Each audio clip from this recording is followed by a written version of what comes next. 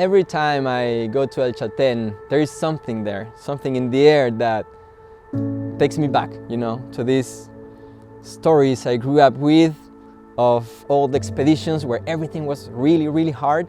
Still is, but it's different. But every time I hit the trail there and I look at the Chalten Massif, the sheer walls, definitely I can feel the history and all the expeditions and all the adventure of people that did extraordinary things before.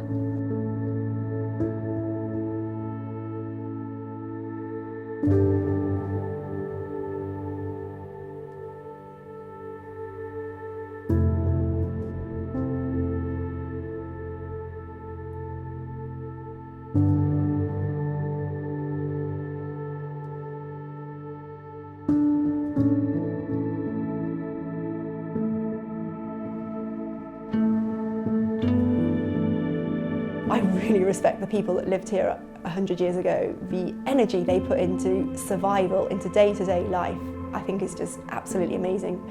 I think about Andreas building this house.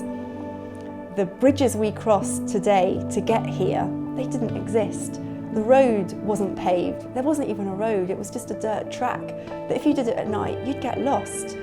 What you do today in a journey of 5 hours to the coast was a trip of 35 days on horseback.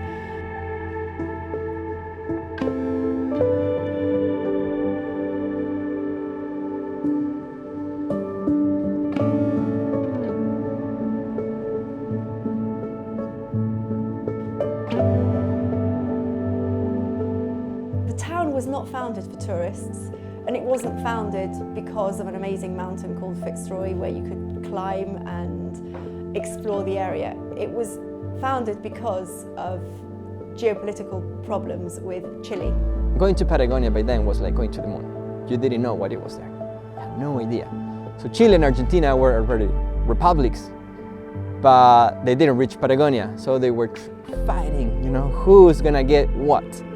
What they did, they convinced people, mostly foreigners, to settle down there with their sheep, with the cattle, and they were given huge pieces of land, plus animals, money, other stuff to survive, because it was not easy task to do.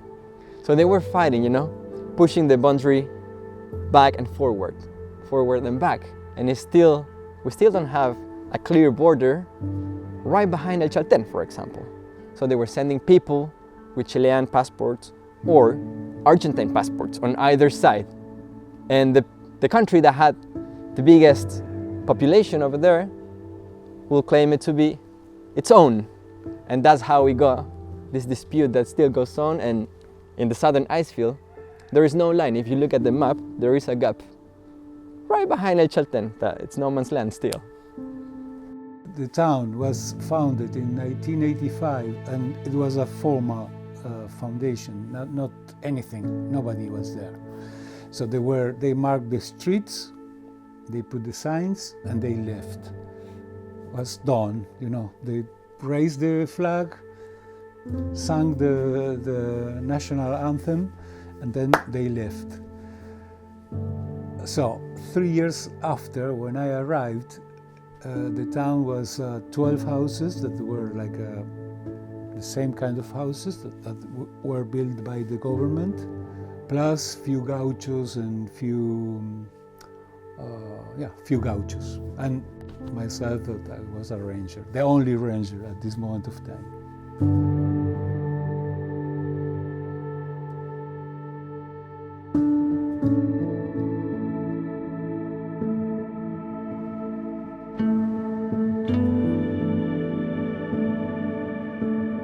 When Chalten was still really young, it got this huge name as a place that climbers needed to go and climb. There's these big peaks that are so hard to climb. So you've got the likes of Maestri and Salvaterra, and then this Yvonne Chouinard and Doug Tompkins, they went down there on their big Fun Hogs road trip. In their little van, and the stories of that are so impressive that they went to this back of beyond place and climbed all these huge iconic peaks, and it had such an impression on them that the Patagonia logo is based on that incredible Chalten skyline. So you've got this, like the first people turning up in Chalten in order to like carve out a life for themselves, the gauchos, and then the climbers came in to climb these peaks. And on top of those foundations, there is this incredible trekking hub.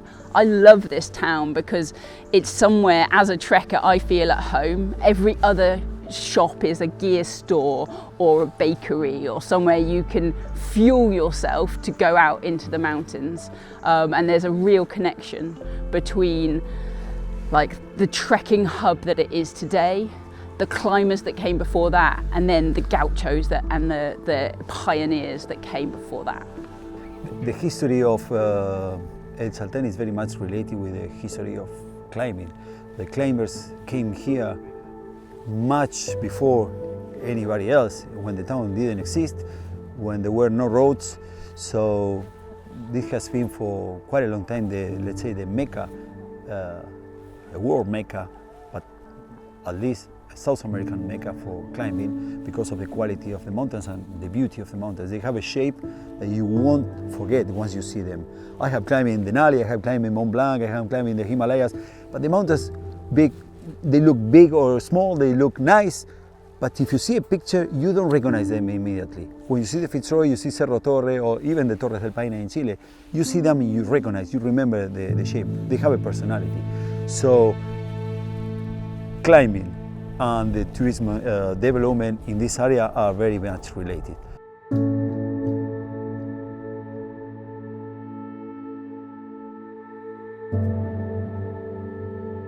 There's so much more to El Chalten and Los Glaciares National Park. You have so much history and culture, you know, in regards to the pioneers, the climbers, and that you can still feel that today over in Chalten. You know, it's not, you know, in Torres del Paine, the closest town you have is an hour and a half away.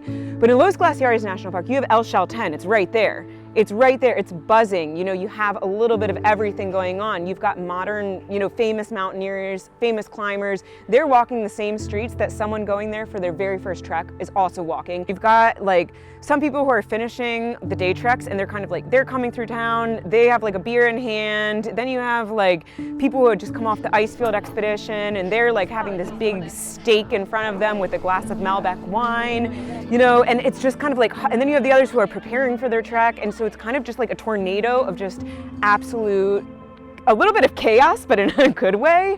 Kind of just like everyone is there, they're all there for the same reasons. They're to get out into the mountains, whatever it may be.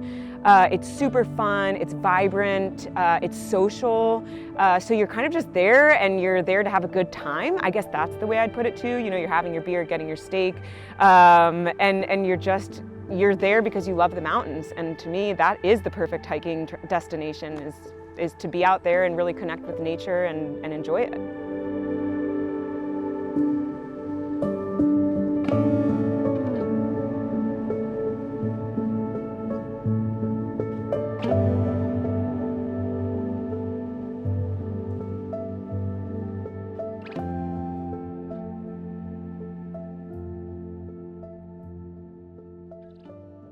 You talk with anyone in Chalten, I'm here from 2 hours ago. Where are you from? Chalten. When did you arrive? In the bus 2 hours ago.